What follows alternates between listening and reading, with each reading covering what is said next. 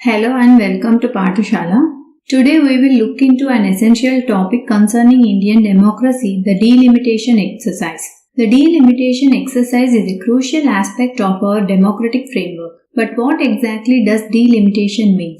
Simply put, delimitation refers to the process of fixing the number of seats and the boundaries of territorial constituencies in each state for the Lok Sabha and the state legislative assemblies. It also involves determining the seats to be reserved for the scheduled castes and scheduled tribes in these houses. This process ensures that the representation in these legislative bodies reflects the changes in the population. The constitutional provisions dealing with the delimitation are outlined in Articles 82 and 170. These articles mandate that the number of seats in the Lok Sabha and the state legislative assemblies as well as their division into territorial constituencies must be readjusted after each census. The task of delimitation is carried out by the Delimitation Commission, an entity established under an Act of Parliament. Historically, such exercises were conducted after the 1951, 1961 and 1971 census. However, an interesting development occurred post-1971. The number of seats was frozen based on the 1971 census. This decision, made through the 42nd Amendment Act, was aimed at encouraging population control measures. The rationale was to prevent states with higher population growth from gaining more seats in the legislature,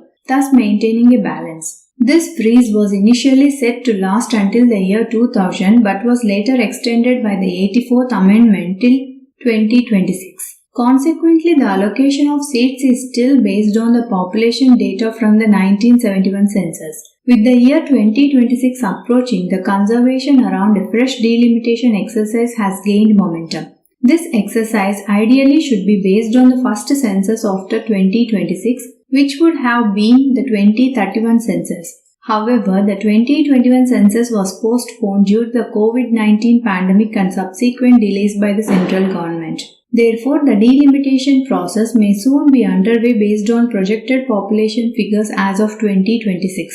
This brings us to a critical issue, the impact of this potential delimitation on the federal principle and the balance of representation among the states. The decision to freeze seats based on the 1971 census was primarily to promote population control. Over the past 5 decades, states have experienced uneven population growth.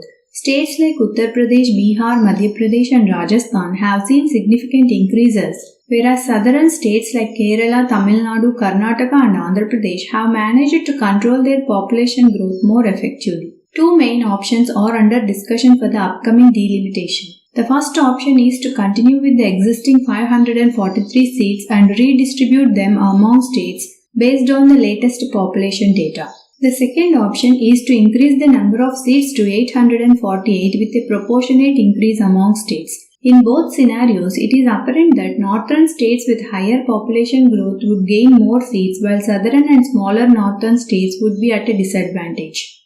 This shift could potentially go against the federal principles of our country, leading to a sense of disenchantment among states that stand to lose representation.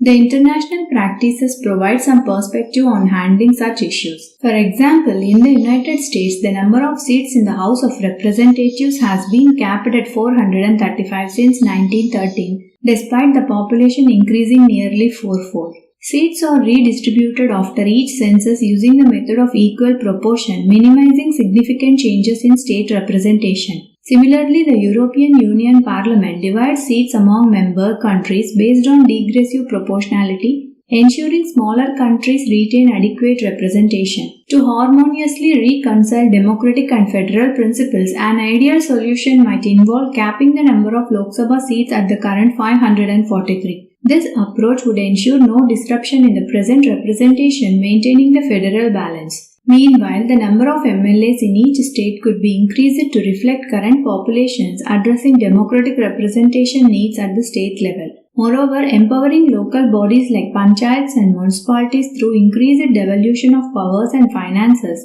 could significantly strengthen democracy at the grassroots level. To conclude, as we approach 2026, the impending delimitation exercise presents an opportunity to reflect on and address the balance between democratic representation and federal principles. By carefully considering the implications and exploring balanced solutions, we can ensure that our democratic framework continues to represent the diverse population of India effectively. Thank you for joining me. Stay tuned for more insightful discussions on current affairs and public policy. Have a great time.